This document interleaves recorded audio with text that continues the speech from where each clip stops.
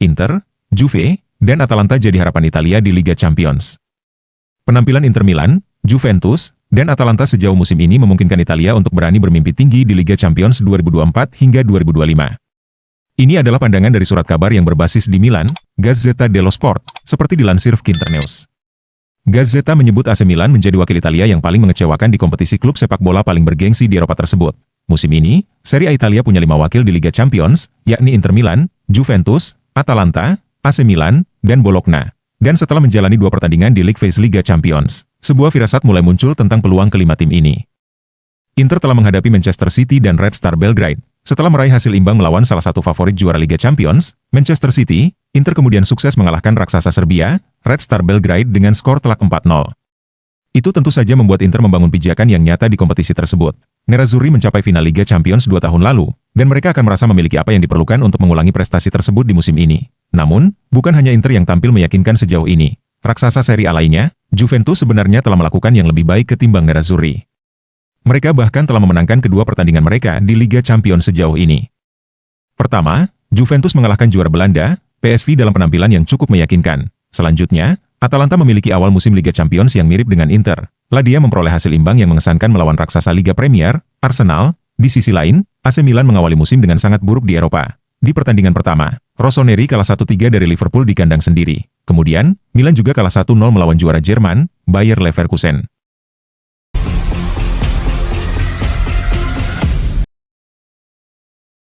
Kembalinya performa Lautaro dan Thuram, sekarang tuntutan konsistensi.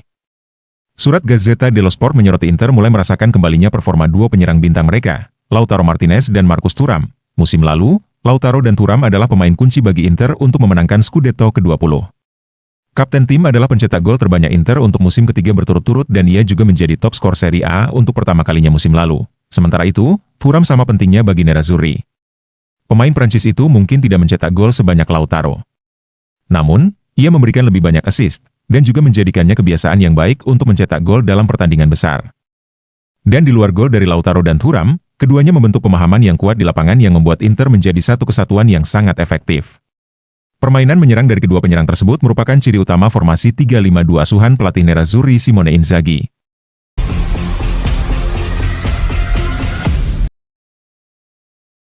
Duel harapan Inzaghi di barisan pertahanan Inter Milan. Simone Inzaghi berharap tembok pertahanan timnya kembali kokoh seperti halnya musim lalu yang menjadi salah satu andalan klub. Surat kabar Corriere dello Sport mengatakan bahwa sang pelatih ingin melihat hal itu kembali dimulai dari pertandingan dini hari besok melawan Torino, merupakan terakhir sebelum jeda internasional Oktober. Musim lalu, pertahanan Nerazzurri sangat luar biasa, menjadi tim dengan jumlah kebobolan gol paling sedikit di Serie A, dan mencatat clean sheet terbanyak. Namun sejauh musim ini, rekor pertahanan Inter tampak sangat rapuh. Inter telah kebobolan total 7 gol dalam 6 pertandingan Serie A musim ini. Yang mengartikan lebih dari 1 gol masuk ke gawang Sommer pada setiap pertandingan. Meskipun Inter menang melawan Udinese akhir pekan lalu, gol-gol yang dibiarkan mudah begitu saja cukup mengkhawatirkan sang pelatih. Meski di Liga Champions Inter tampil dengan sangat meyakinkan dengan belum pernah kebobolan 1 gol pun.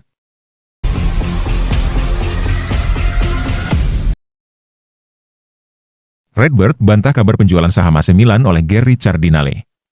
Hari ini muncul laporan yang menghebohkan mengenai Gary Cardinale, pemilik Redbird Capital Partners, yang disebut-sebut berniat menjual 22% sahamnya di AC Milan. Namun, laporan ini dengan cepat dibantah oleh pihak Redbird, yang menyebut kabar tersebut sebagai rekayasa belaka. Sebuah laporan yang dirilis pagi ini mengklaim bahwa Cardinale ingin menjual sebagian sahamnya di AC Milan dengan alasan untuk menyeimbangkan kembali portofolionya. Isu ini tidak sepenuhnya mengejutkan, mengingat Cardinale sebelumnya memang pernah menyatakan bahwa ia akan mempertimbangkan untuk melepas sebagian saham jika hal itu dirasa tepat untuk dirinya maupun klub. Dalam laporan yang sama, disebutkan bahwa firma investasi Washington Harbour terlibat dalam proses tersebut, yang menambah spekulasi tentang keseriusan langkah ini. Namun, beberapa jam setelah laporan tersebut muncul, Redbird melalui juru bicaranya membantah keras klaim tersebut. Dalam pernyataan yang dipublikasikan oleh Reuters, Redbird menegaskan bahwa kabar yang dilaporkan oleh La Repubblica tidak benar. Laporan oleh La Repubblica tentang penjualan saham di AC Milan adalah rekayasa belaka. Itu sama sekali tidak benar, ujar juru bicara Redbird. Meskipun klaim tentang penjualan saham ini telah dibantah, spekulasi tentang kemungkinan Cardinale menjual sebagian saham di masa depan tetap ada. Jika kesempatan tersebut muncul, kemungkinan besar akan ada pihak yang tertarik untuk membeli saham di salah satu klub terbesar di dunia. Namun, untuk saat ini, tampaknya Cardinale dan Redbird masih ingin memegang kendali penuh atas AC Milan, dan belum ada indikasi kuat bahwa langkah penjualan saham akan diambil dalam waktu dekat.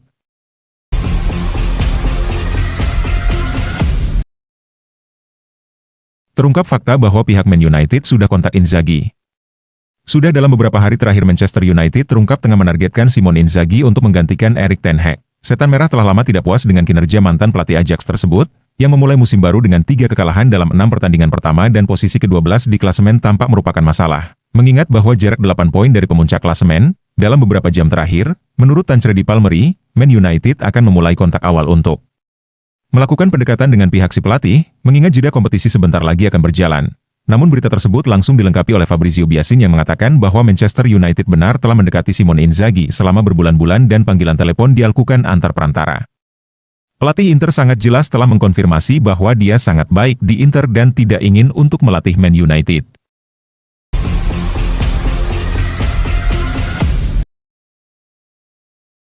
Prediksi starting 11 Juventus dengan kembalinya Paul Pogba. Masih adakah tempat untuknya? Paul Pogba bisa kembali beraksi bersama Juventus lebih cepat. Pasalnya, sanksi 4 tahunnya dikurangi menjadi hanya 18 bulan. Pogba tersandung kasus doping setelah teruji positif menggunakan obat penambah testosteron pada bulan Agustus 2023.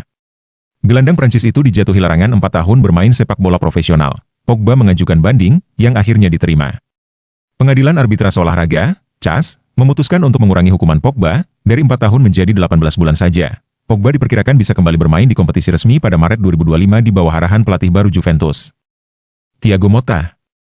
Menurut laporan di Italia, dia bahkan mungkin sudah bisa kembali berlatih di Continassa lebih awal, yakni pada Januari 2025. Bagaimana wujud starting 11 Juventus dengan potensi kembalinya Pogba? Masih adakah tempat untuknya? Kehadiran Pogba sebagai tambahan opsi di lini tengah tentu akan menjadi angin segar bagi Motta. Namun, hal ini juga bisa memunculkan dilema dalam memilih pemain untuk mengisi posisi gelandang serang. Juventus sebelumnya telah mengeluarkan dana besar untuk mendatangkan Teun Koopmeiners, yang sering bermain di posisi favorit Pogba, yaitu sebagai gelandang paling depan dalam formasi 3 pemain tengah. Selain itu, bintang muda jebolan Next Gen, Kenan Yildiz, juga telah tampil mengesankan di posisi nomor 10 pada awal musim 2024-2025. Artinya, jika Pogba ingin bermain secara reguler untuk Juventus musim ini, dia mungkin harus beradaptasi dengan peran yang lebih dalam di lini tengah. Ini situasi yang serupa dengan saat dia mengakhiri karirnya di Manchester United, di mana dia sering bermain di posisi lebih dalam, tepat di belakang Bruno Fernandes.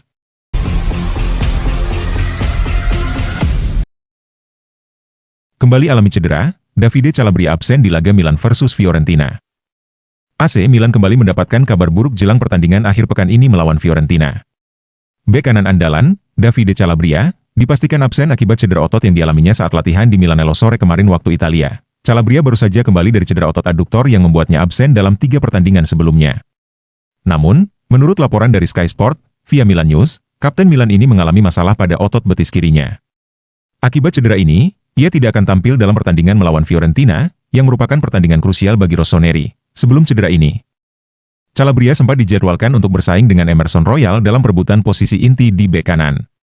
Absennya Calabria tentu menjadi pukulan telak bagi AC Milan, mengingat sang bek diharapkan bisa kembali memperkuat pertahanan tim setelah cedera sebelumnya. Sky melaporkan bahwa Calabria akan menjalani pemeriksaan medis dalam beberapa jam ke depan untuk mengetahui seberapa serius cedera tersebut. Sampai saat ini, belum ada kepastian mengenai durasi absen sang kapten. Namun, Milan berharap cedera ini tidak terlalu serius sehingga ia dapat segera kembali merumput. Dengan absennya Calabria, AC Milan harus mencari solusi cepat untuk menggantikan peran kapten di lini pertahanan. Paulo Fonseca kini memiliki tantangan untuk menemukan formasi ideal tanpa kehadiran pemain kunci ini.